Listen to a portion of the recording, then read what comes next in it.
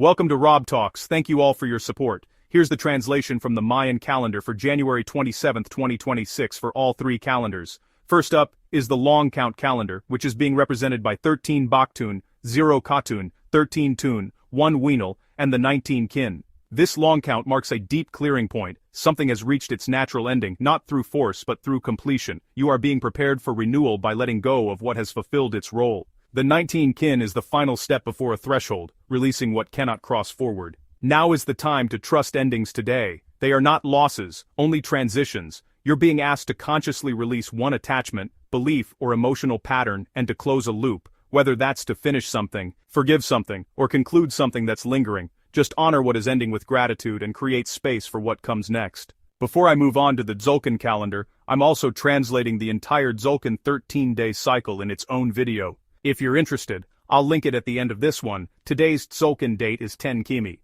Kimi is represented by death. It's about sacred endings, rebirth, ancestral wisdom, and transitions. The number 10 is about manifestations, embodiment, and anchoring energy into form. Together, 10 Kimi is a powerful day of embodied release. Transformation is no longer theoretical, now it's being lived.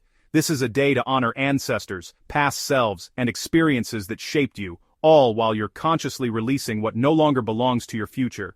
Death here is not an ending, it's just a gateway.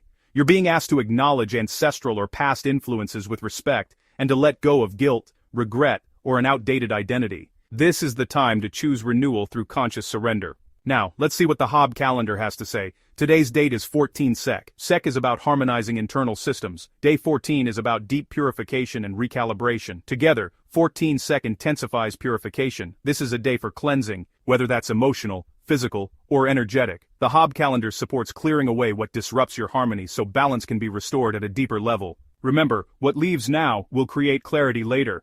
You're being asked to reduce overstimulation, and to choose simplicity and grounding foods or activities. This is also the time to realign your routines with what truly nourishes you. Now let's look at what the collective message is from all three calendars. Here's the meaning of each calendar summed up. The long count is about a final release before a new threshold, and the Tzolk'in reflects embodied transformation and an ancestral release. The Hob calendar reflects a deep purification that's restoring balance. Collectively, this is a day of shared transition. Systems, beliefs, and emotional patterns that no longer serve you are ready to dissolve. There is a collective support for grief, release, forgiveness, and closure, thus making space for renewal on both personal and global levels. Today's field favors conscious endings, handled with reverence. Today's message to you is that you are safe to let go. What is leaving has already done its work, and by honoring the ending you protect your energy and invite renewal with clarity and grace. Your future is now lighter because you chose release today. Here is an affirmation reflecting today's calendars, but please first remember to give us a thumbs up and to subscribe to help us grow.